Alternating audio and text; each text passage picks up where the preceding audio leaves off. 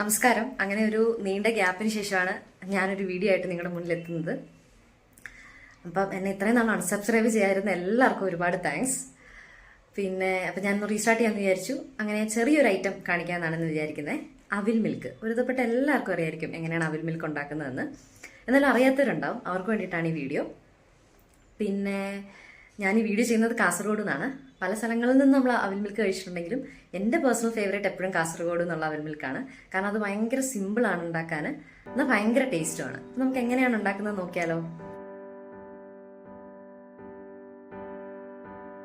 അപ്പം നമ്മുടെ അവിൽ മിൽക്കിന് വേണ്ട ഇൻഗ്രീഡിയൻസ് എന്താണെന്ന് നോക്കാം.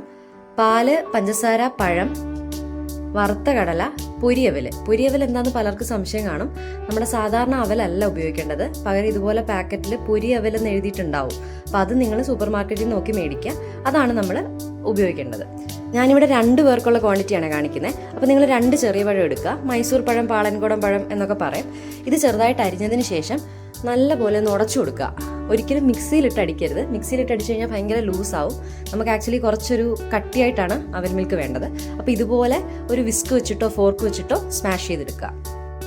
അതിനുശേഷം അതിലേക്ക് നിങ്ങൾക്ക് ആവശ്യത്തിനനുസരിച്ചുള്ള മധുരം ആഡ് ചെയ്ത് കൊടുക്കുക. ഞാനിവിടെ ഷുഗർ യൂസ് ചെയ്തിട്ടുണ്ട്. ഇനി ഇതിലേക്ക് നമുക്ക് കട്ട പാല് ആഡ് ചെയ്ത് കൊടുക്കാം. അപ്പം ലൂസ് മിൽക്കിനേക്കാളും നല്ലത് ഇതുപോലെ ഫ്രോസൺ ആയിട്ടുള്ള മിൽക്കാണ്.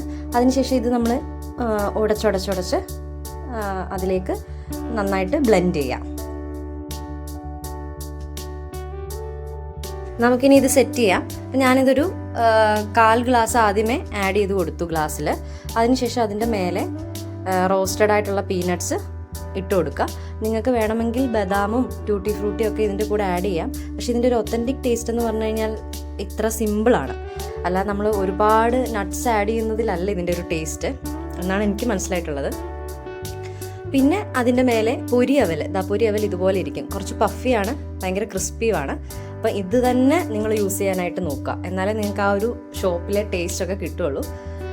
അതിനുശേഷം വീണ്ടും അടുത്ത ലെയർ ആഡ് ചെയ്ത് കൊടുക്കുക. അങ്ങനെ മൊത്തം ആഡ് ചെയ്തതിന് ശേഷം നിങ്ങൾക്കിത് ടോട്ടലൊരു സ്പൂണിട്ട് ഫുള്ളൊന്ന് മിക്സ് ചെയ്യാവുന്നതാണ്.